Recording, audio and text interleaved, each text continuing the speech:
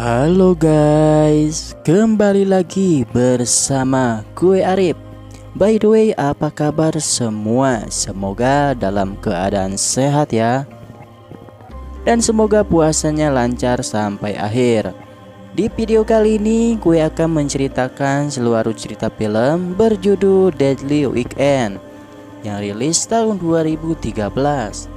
Film ini menceritakan 4 orang remaja yang pergi berkemah ke sebuah danau. Namun di tempat tersebut terjadi sesuatu kepada mereka. Penasaran kisah selanjutnya? Langsung saja kita ke ceritanya guys.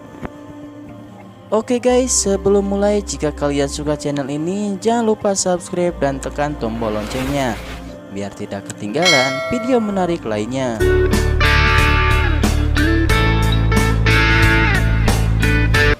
Di awal film memperlihatkan seorang pria merangkak kesakitan keluar rumah. Entah apa yang terjadi menghampiri si pemuda itu. Cerita kembali ke 2 hari sebelumnya.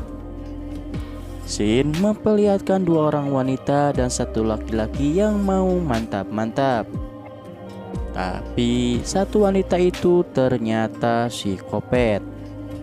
Hingga laki-laki tersebut akan menjadi korbannya. Dan ternyata ini adalah tontonan film horor si pasangan muda-mudi bernama Matt dan Katie. Mereka rencananya akan pergi berkemah bersama pasangan lainnya bernama Ryan dan Brittany. Mereka berempat memang sudah berencana untuk weekend ke sebuah tempat. Singkat cerita, mereka pun berangkat berkemah. Di perjalanan, Ryan ditelepon oleh seseorang bernama Bu. Dia kenalan online Ryan yang menginformasikan tempat camping yang bagus. Bu juga ditemani 2 putrinya bernama Ju dan Abby. Dia menanyakan kiriman emailnya yang berisi petunjuk jalan. Tentu saja Ryan sudah membukanya. Katie juga menanyakan mengenai bahaya buaya di danau tersebut. Dan Bu bilang tidak usah khawatir. Dengan perjalanan yang lumayan jauh, akhirnya Ryan dan kawan-kawan sudah tiba. Mobil mereka tidak bisa melewati jalan menuju danau.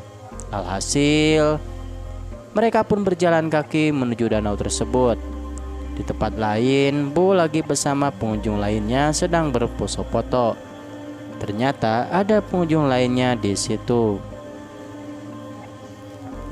Sementara Ryan dan kawan-kawan masih berjalan sesuai peta yang dikasih Bu. Sampailah mereka di danau. Mereka langsung membuat tenda dan juga mereka nampak menikmati akhir pekan yang indah. Tak terasa malam pun tiba. Mereka menyalakan api unggun sambil minum-minum dan mengobrol. Awalnya biasa-biasa saja. Namun Brittany keceplosan bilang bahwa Katie pernah mantap-mantap bersama Ryan. Alhasil Matt pun ngambek. Katie juga menjelaskan bahwa itu dilakukan sebelum bertemu dengan Matt. Tapi Matt tak peduli dan akhirnya meninggalkan mereka bertiga. Ryan dan Brittany merasa menyesal dan meminta maaf. Sedangkan Matt sendirian marah-marah di tengah hutan. Paginya, Katie coba menjelaskan kembali ke Matt, namun tidak berhasil. Ketika hendak pergi, Matt ketemu Ryan, lalu bersih tegang dan berkelahi. Namun akhirnya direlai oleh Brittany dan Katie. Matt sendiri berpaling dan pergi. Tetapi Ryan menyusul Matt dengan tujuan ingin menyelesaikan masalah itu. Setelah itu, Joe menghampiri Brittany dan Katie dan memperkenalkan dirinya bahwa dia putrinya Bu. Brittany dan Katie mengobrol berdua. Mereka juga berniat membatalkan liburannya itu dan akan membayar biaya pembatalannya ke Bu. Beralih ke Ryan yang mencari Matt. Ketika sedang mencari, tiba-tiba Ryan mendapat pukulan dari belakang. Entah siapa yang melakukannya. Dan Ryan pun dibunuh. Di sini masih tanda tanya siapa yang membunuh Ryan. Sementara itu datang Matt dengan tangan yang kotor. Ketika ditanya, Dia menjawab terjatuh dari bukit. Dan Matt juga mengaku tidak tahu keberadaan Ryan. Ketika sedang mengobrol, datang lagi anaknya Bu yang satu lagi bernama Abby dan membantu mencari Ryan dengan Brittany. Ketika sedang mencari Ryan, Brittany menemukan darah dan kaos dari Ryan. Dia menyangka Ryan dibunuh oleh Matt. Sementara Joe dan Abby menawarkan berkunjung ke rumahnya supaya menelepon polisi. Dan akhirnya mereka bertiga ke rumah Joe dan Abby. Ketika mau hendak sampai rumah, Matt bersitegang dan mendorong Abby. Sontak langsung dipukul oleh Joe. Joe berkata dia ketakutan dan tidak sengaja. Singkat cerita, mereka sudah di rumah Joe dan Abby. Abby memberikan minum ke Katie, Matt, dan Brittany. Joe juga bilang polisi akan datang dan meminta maaf atas pukulannya ke Matt tadi.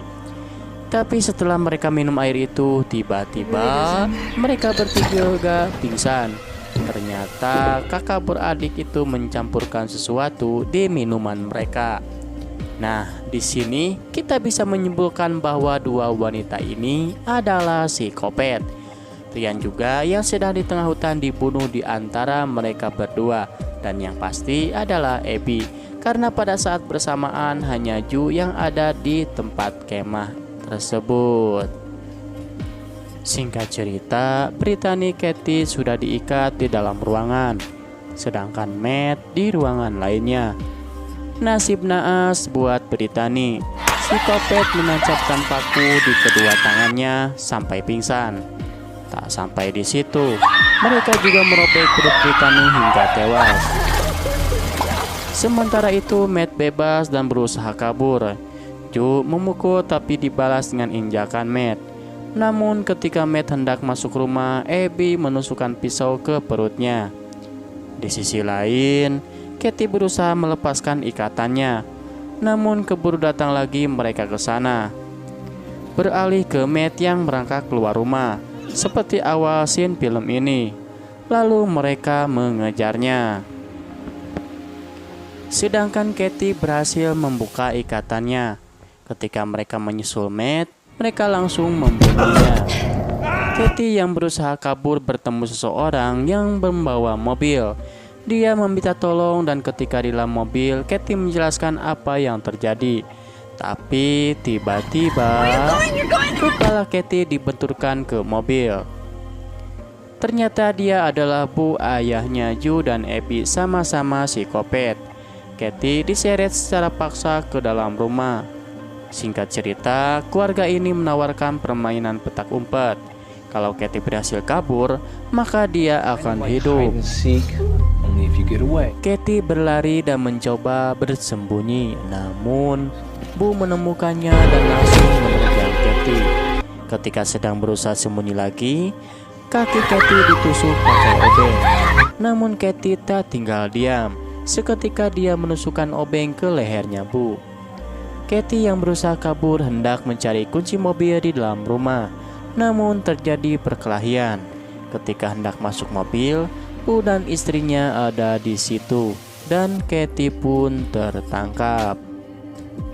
Ternyata keluarga ini adalah psikopat. Scene 6 bulan kemudian, mereka berbincang dan memberitakan Katie. Jadi di sini Katie ternyata masih hidup. Setelah itu mereka kedatangan mangsa baru dan film pun selesai.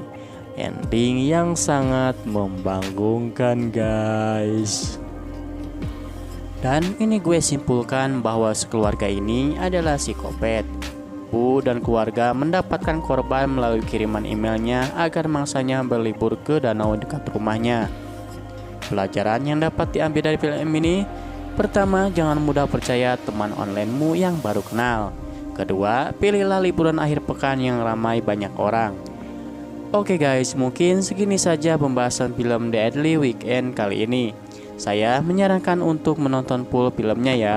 Mohon maaf bila ada salah-salah kata. Manusia tidak luput dari kesalahan. Bye-bye.